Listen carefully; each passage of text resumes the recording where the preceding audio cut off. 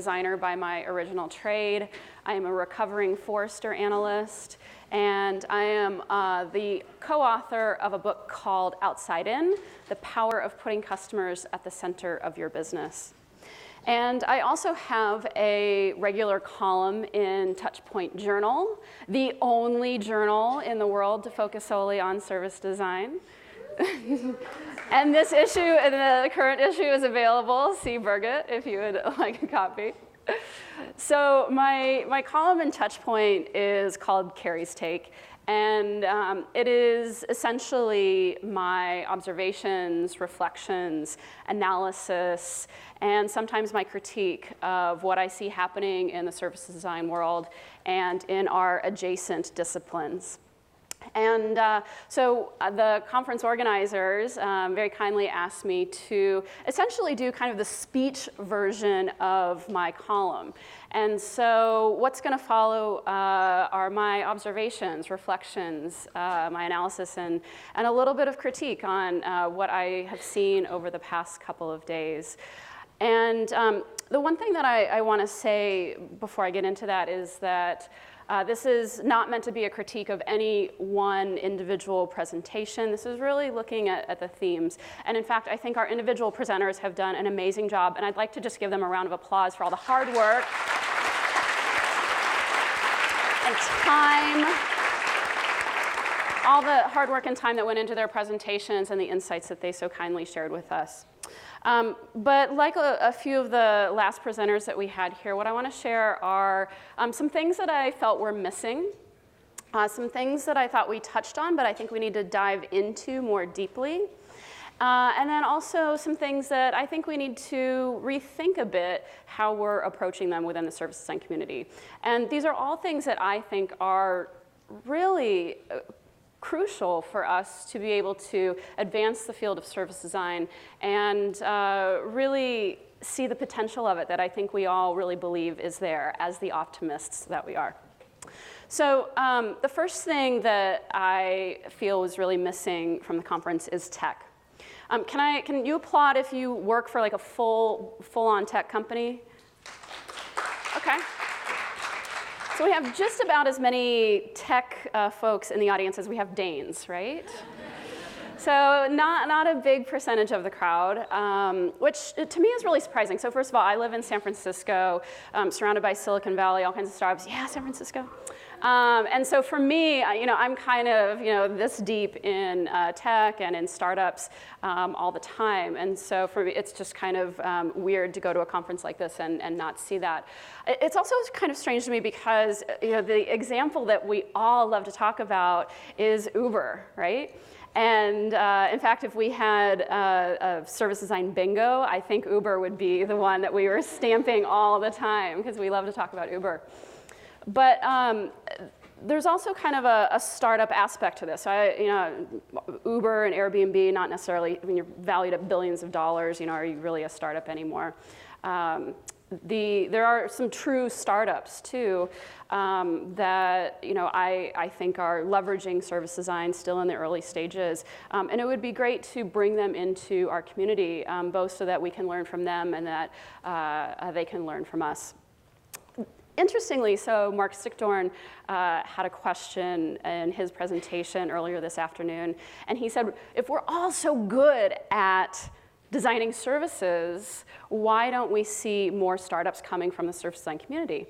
And I posted this on Twitter, and there were a few responses back and forth and some conjecture about this.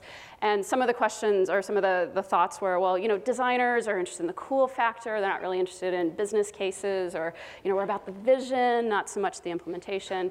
But there are many, many startups that have had designer founders, and we see designers in the VCs. And in fact, a lot of the startups that we all know and love, you'd probably be surprised to have designer founders. So Pinterest, Kickstarter, Android, YouTube, Etsy. The list really goes on, and there's quite a strong design mindset in the startup community. So I would love to see part of that come into this community here. And then there's also kind of a really core technology piece that's missing as well. The technology that is essentially the backbone of many of the ecosystems that we are designing. And we need technology in order to enable the services that we envision. And maybe not every single last service, but I would say probably 99% of the services that we're talking about rely on technology. And I think we need to be better versed in that technology, and we need to understand really what's out there so that we can bring that in and leverage it more effectively. Related to technology is data. And this is something that I have seen talked about in little bits in many presentations now, ranging from the Fjord Diabetes video to the Katrinas, who talked about it yesterday. Billy from Citi talked about how he uses analytics and Net Promoter Score in their design work there. Something that probably most of you were not privy to, but as part of our judging in the Service Design Awards, the entry from THIC, working with the Victorian government, one of the data points that they had that I thought was really interesting was that they actually had sensors underneath the floor in their pilot so they could do heat maps and understand traffic patterns, and they used that to refine the prototype and then make their final recommendations to the Victorian government. But of course, these are just couple little examples of all the data that we've got in our lives. And I have this slide looking like a mess just to kind of be a little bit overwhelming. But the truth of it is that this is also just a fraction of all of the data that we have available to us. And we need to be better at using that data in our designs. And so I'm very happy to hear people talking about it, but I think we need to really strengthen that muscle. How do we use data? I think we talk about it, we know it's important, but we don't really understand how to actually do it. We're probably not all the best at some of the quantitative analysis. And so I would love to see us looking more at how we blend the quantitative and the qualitative as we create our service designs. I would also like us to be looking more at frameworks like the one that Alex shared with us this morning, where he's using data in near real time on a daily basis, looking at the data from a single day and looking to improve the Olympics experience the next day. But we can even go more real time than that, right? So with the diabetes example, it's using data. What is happening right now? What is going to happen in the future? And how do we use that data to design a predictive service experience? There's one other data type that I think we really need to get more well-versed in, and this is something I've seen in the design community, I've seen it in the customer experience community, I saw it in some of the submissions that we had for the Service Design Awards, and this data is really the financial data. And what I see is people really kind of making two types of analysis about the impact, the financial impact of their design work. From goose egg, like we really kind of don't know how to do this at all. We don't know how to quantify from a financial perspective what the value of our design is. Through to claims that really kind of seem a little tenuous, like, oh, we did the service design projects and then gross domestic product increased by 2%. It's like, well, okay, let's look at that chain of events and really understand what the causation was there. So what I'd like us to get stronger at as a community is really building those chops around strong financial analysis. And just as, I love hearing that a biologist is in the crowd, I want to see tech people brought in. I think we need to invite finance and data experts into our community. So again, we can learn from them and they can learn from us. All right, the next bit is advertising. And this is kind of a weird one for me to put in here. I actually worked at an advertising agency for a year and a day. And it was probably the worst year and a day of my life. We were kind of like oil and water, but it was a great learning experience for me. And I do think that advertising is important, but I also think that it's done the wrong way most of the time. I was really excited to hear this morning that Smart Design had actually been engaged to do some advertising and campaign work. But even if you don't feel that you are ready to engage in that, I really want you to think about the role that advertising plays. Just to do one quick example, from here in the US, we have an airline called JetBlue that is known for its customer experience. That was essentially its strategy. We're going to provide a better experience than all of the other crappy airlines. So this is just a picture on their cross-country flights. They've got these kind of self-service snack areas. And for a long time, they had lots of advertising and marketing around their great customer experience. This one down here on the left says, "Trays, knees, never the two shall meet." Up in the corner, it says, "Someone has to stand up for tall people." So looking at the amount of leg room that they have. And then my favorite one up in the top there, it says, "Never take the R out of free," talking about the fact that they have no bag fees, or that they didn't have bag fees. Because in 2014, they reduced legroom and added bag fees, just like all the other US airlines, save Southwest. And so you can imagine that this has really pissed off a lot of their customers.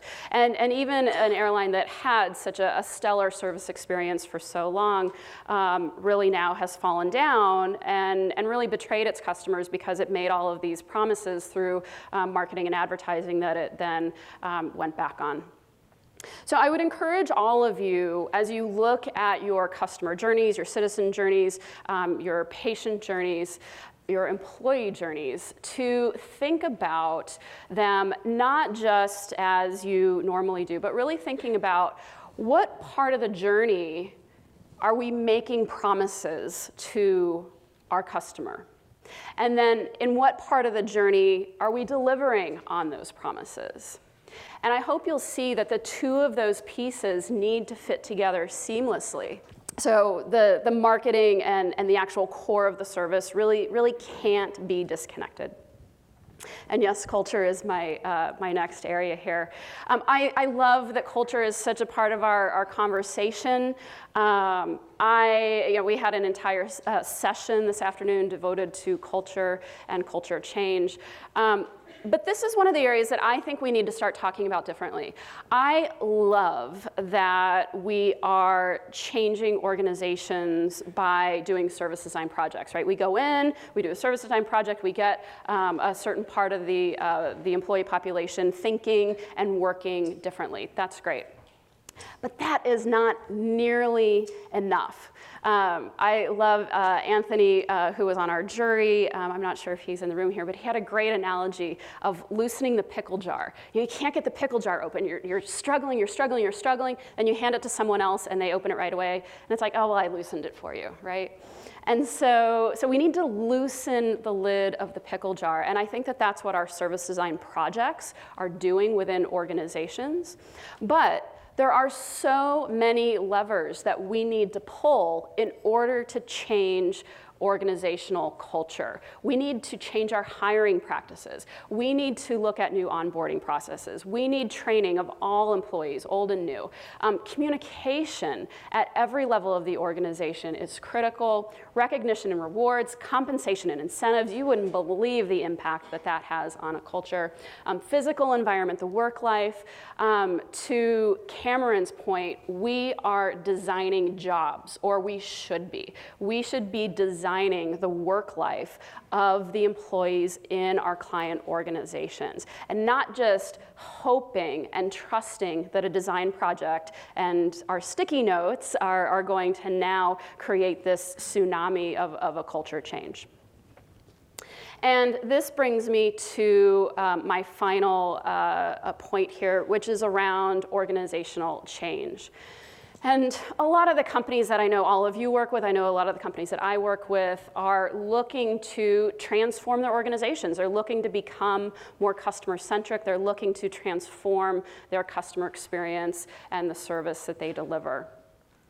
And when I first made my turn from looking at user experience to looking at service design and customer experience more broadly, I kind of had this, oh crap moment, because I realized I need to become an expert in organizational change. And people get PhDs in this, and I can't possibly go back to school again. I applaud that you did, Terry. But I have become a student of organizational change. And I want to share with you just one quick model that I think is helpful to simplify really the massive transformation efforts that are ahead of all of us. The first foundational element is insights. These insights come from many different places, many different types of data, but we have to understand where the problems are and what we need to change. We then need to take action. This action could be redesigning a certain set of interactions. It could be changing a compensation policy, whatever it is. And then we need communication. In order to truly transform the organization, we need to have this cadence of insights, action, and communication over and over and over again. Because we're not going to have all the insights, we're not going to take all the action, we're not going to do all the communication at once. This is going to happen over time. And in fact, it is a journey for the organization that is going through it.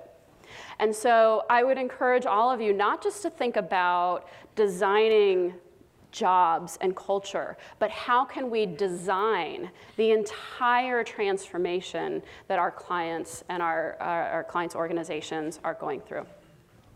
So with that, I want to say thank you. Again, I applaud all of the great presentations and conversations we've had. Like Anna and Paul, I would love to continue this conversation over drinks, online, whenever we can. And again, thank you for giving me the honor of the final remarks. Appreciate it.